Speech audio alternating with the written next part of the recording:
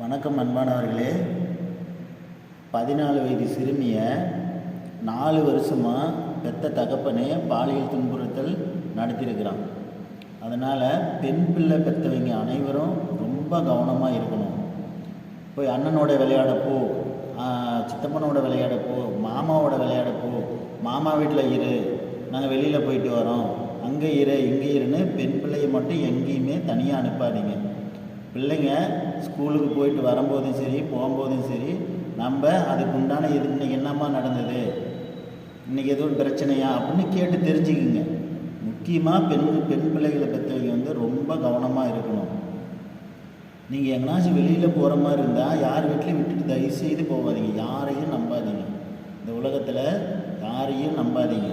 உங்களால் கூட்டிகிட்டு போக முடிஞ்சால் அந்த இடத்துக்கு போங்க, இல்லைன்னா நீங்கள் அந்த இடத்த கேன்சல் பண்ணிடுங்க. அனாமத்தான் ஒரு உயிரை கொல்ற அளவுக்குலாம் துணிஞ்சிட்டாங்க. கொல்ற அளவுக்குலாம் துணிஞ்சிட்டாங்க. சிறுமின்னு பார்க்குறதில்ல, குழந்தைன்னு பார்க்குறதில்ல. ரொம்ப கொடூரம். பாலியல் வன்கொடுமைங்கிறது ரொம்ப கொடூரம். அதனால் பெண் பிள்ளைங்க பெற்றவங்க எல்லாமே ரொம்ப கவனமாக இருங்க. யார் வீட்டுக்கும் அனுப்பாதீங்க, தனியாக விட்டுடாதீங்க. நீங்கள் எங்கே போனாலும் கூட்டிகிட்டு போங்க, கூட்டிகிட்டு வாங்க. எந்த உடன்பிறப்பே இருந்தாலும் நீங்கள் நம்பாதீங்க. தயவுசெய்து பெண் பிள்ளைகளை காப்போம்.